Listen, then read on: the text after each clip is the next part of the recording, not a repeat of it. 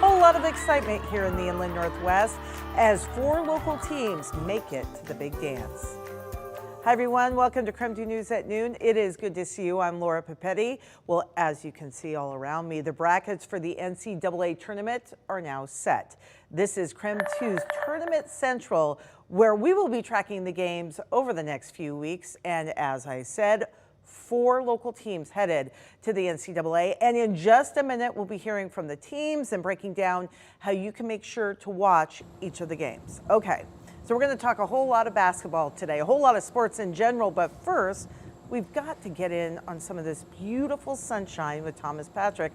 Thomas, it is gorgeous outside on the KREM 2 Outdoor Weather Center. Yeah, absolutely glorious, Laura. And by the way, no peeking at my filled out brackets back inside and in the weather center. I did fill out both my men's and women's today, but let's just enjoy what we got here. A continuation of the perfect weather from this weekend. We are now at 61 as of the noon hour. How awesome is that? A lot of 60s, especially on the Washington side of the state line. So we'll go from like 59 to 61 right now, up to 70 today with record warmth for the second straight day. I might add, we tied the record yesterday at 70 degrees. I think we'll break today's, which is set at 68. So that is what we are looking forward to, though it does cool off very quickly into the evening with temperatures sliding back into the 50s and 40s quickly. There you go, 70 for the expected high in Spokane. 68 would also break the record in Pullman, and 72 would tie it out of Omak. So plenty of near or above record temperatures for today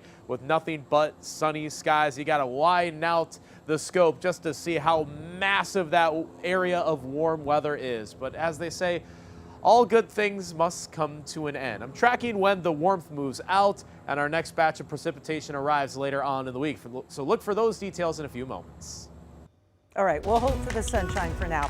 As we mentioned, we have 4 local teams headed to the NCAA tournament, and KREM 2 will be following them every step of the way. It is so much fun. We're so excited. So let's take a look at each of the matchups. The Gonzaga men, of course, earning a 5 seed and open their tournament run against McNeese this Thursday. The game will be held in Salt Lake City. By the way, you can watch it at 4:25 p.m. on TBS. Well, this is the 25th year in a row that the Gonzaga men have made the tournament. So that is the second longest streak in the nation. The Zags enter the tournament this year after a tough loss, of course, against St. Mary's. But Zags forward Anton Watson says that's all in the past now. I keep telling the guys, I'm like, it's a new season. You can't really, harp on yourself for a game a week ago. So, you just got to build off that, feed off the energy, and, take it one game at a time. Game on, is it Thursday, Friday? Thursday. Yeah. Thursday, yeah. That's the one. That's the one in front of us now.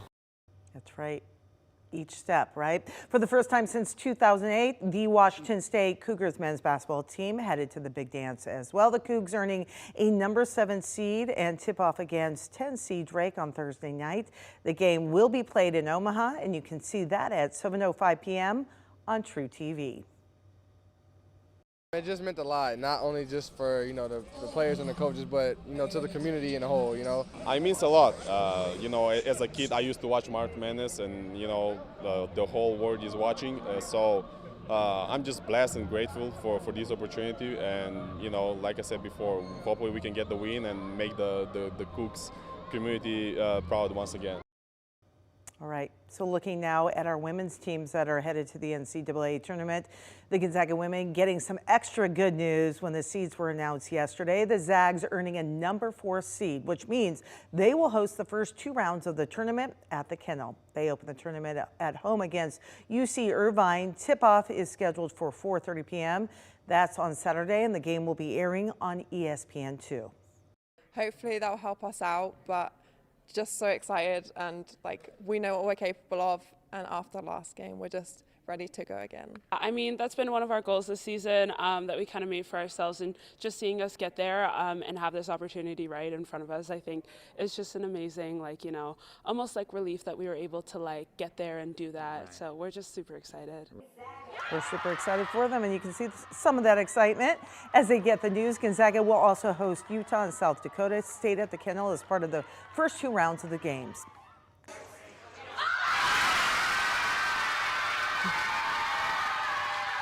It's hard not to want to cheer right along with them. Pretty exciting and a big moment for Eastern Washington University women's team. You can hear those cheers as the Eags learning their seed in the NCAA tournament. Eastern earned a number 14 seed, and they're headed to Corvallis, Oregon to take on the Beavers. By the way, it's been 37 years since the Eastern women have made it to the big dance. The Eagles have been on a hot streak, winning 13 in a row. Their game against Oregon State is scheduled for Friday at 5 p.m., and you can watch that game on ESPNU. All right, well, KREM 2 is your tournament central for the big dance, and we want to make sure you are ready for all the excitement. So join us on Wednesday at 7 p.m. That'll be on KREM 2 for a live Tournament Central special. Our team is going to be tracking the Zags, Cougs, and the Eagles on the eve of the tournament tipping off. Sports Director Travis Green will anchor our coverage, and you can tune in Wednesday for all the local sports coverage you need to know for March Madness. And sports anchor Andrew Quinn, along with Chief Journalist Amanda Rowley, they're packing up their bags and heading to the airport along with the teams and diehard fans. Andrew, he's headed to Salt Lake City to follow Gonzaga, while Amanda will be in Omaha with Washington State. You'll be able to see their live reports on TV, digital, and social. We also want to mention the WSU women barely missing out on the NCAA tournament, but the Cougs will play postseason basketball. The Cougs earned a 1 seed in the brand new WBIT. WSU will host Lamar on Thursday night at 6 o'clock in the evening. The game will also be streaming on ESPN+.